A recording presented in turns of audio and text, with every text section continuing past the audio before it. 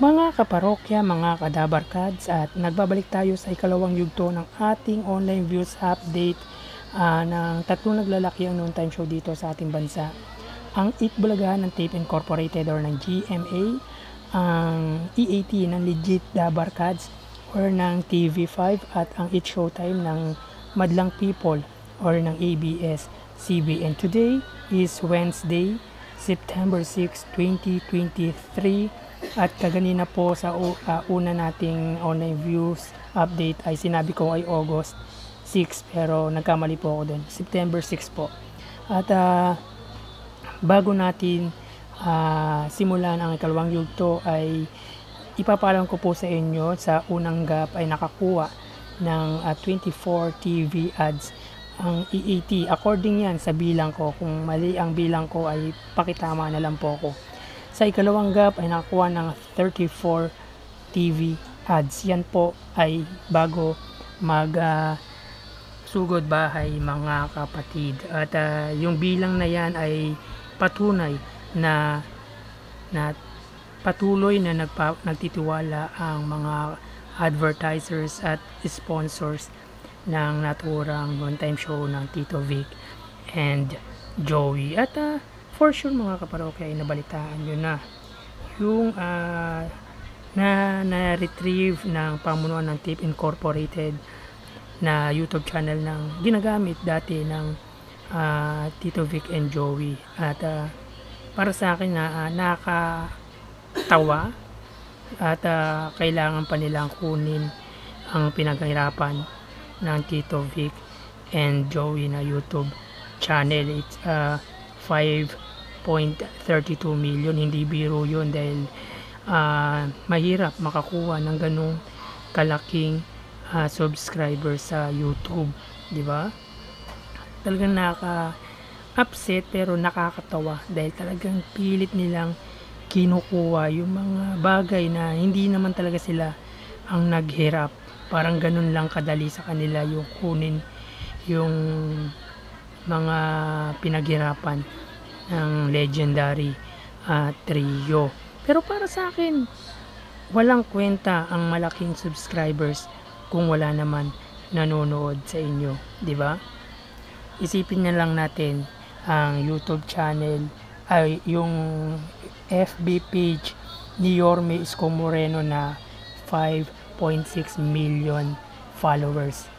Diba? Nung tayo'y naghahatid ng online views update ay hindi man lang umaabot ng 1,000 ang nasabing Facebook page ni Yorme Isko Moreno. So yun po ay patunay na gaano man kalaki ang YouTube channel or subscribers ng isang YouTuber ay kung hindi naman sila papanoorin ay walang silbi yun, di ba? Yun po yung take ko. At kung ano man po ang way kung bakit nakuha ng Tape Incorporated ang YouTube channel ng TVJ na Itbulaga ay sila lang po ang nakakaalam niyan, di ba? Wala na po tayong, kumbaga, hayaan na lang po natin tulad ng sinasabi ni Yorme Isko Moreno na may awa ang Diyos.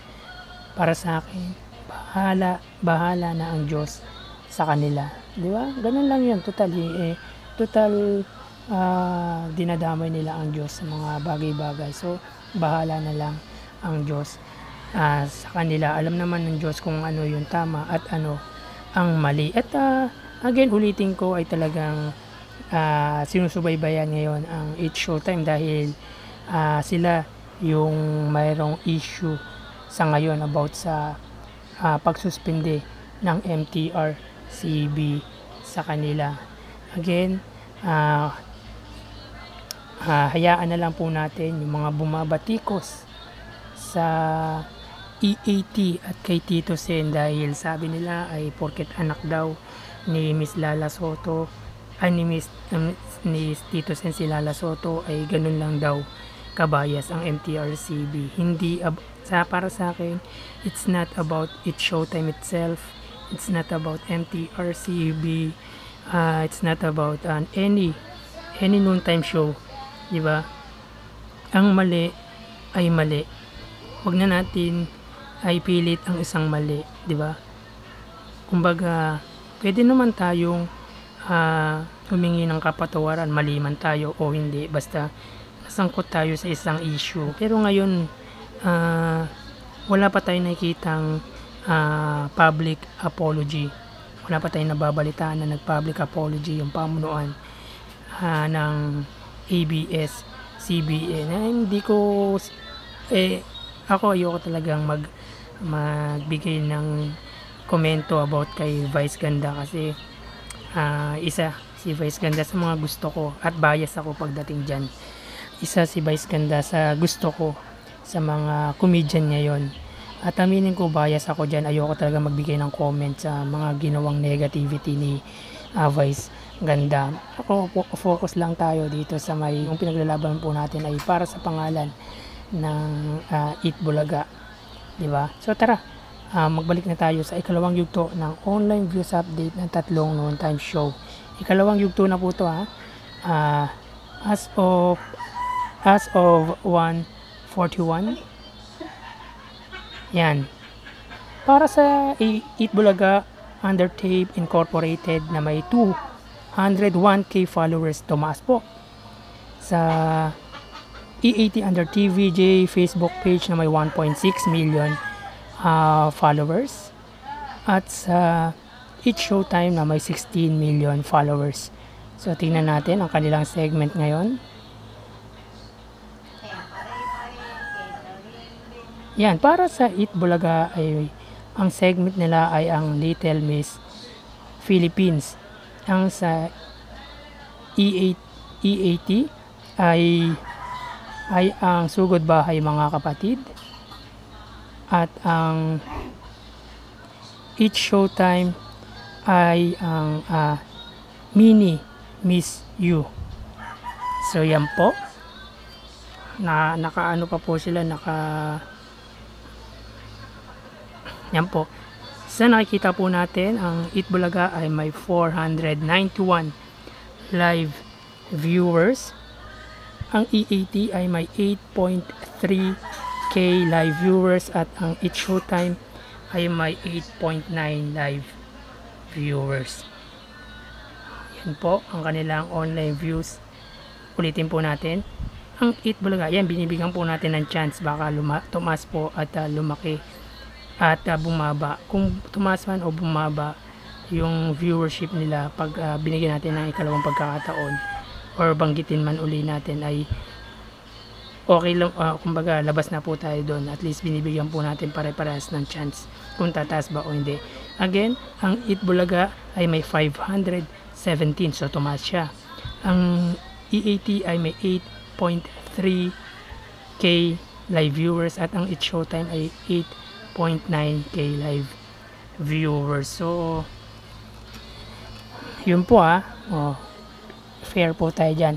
Pagdating sa YouTube channel ng tatlong noon time show, para sa Eat Bulaga, under sa YouTube channel ni Yormesco Moreno na may 452 k subscribers as of 1:43 yan. YouTube channel naman ng Eat Bulaga or E80. Nagkakamali talaga ako sa Eat Bulaga at E80 kasi syempre nasanay tayo sa Eat Bulaga. Yan. Pagdating sa E80 under TV5 Philippines na may 1.27 million subscribers at sa may Eat Showtime under sa ABS-CBN Entertainment. Yan, ABS-CBN Entertainment na mayroong 44.8 million subscribers.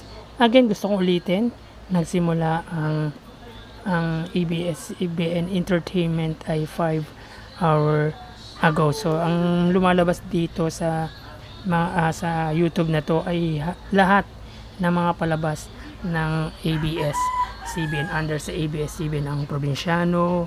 Yan, dyan lumalabas, kaya ganyang kalaki ang YouTube channel ng ABS-CBN Entertainment. So again, yan po tayo. Sa Eat Bulaga ay may 1.1k live viewers.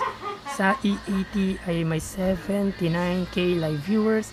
At sa Eat Showtime ay may 90k live viewers. So, ang taas po ng Eat Showtime. Ngayon, kasi mostly EAT ang lamang dyan eh. Lamang. Again, ikalawang pagkakataon, ang Eat Bulaga ay may 1.1k live viewers. Ang EAT ay may 78 live viewers at ang Eat Showtime ay may 90k live viewers. So yan po as of 1:45.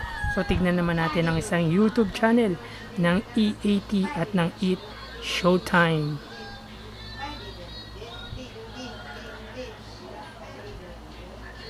Para sa EAT under TVJ YouTube channel na may 558k or 558,000 subscribers. Sa Eat Showtime na under ABS-CBN Eat Showtime na may 1.87 million subscribers.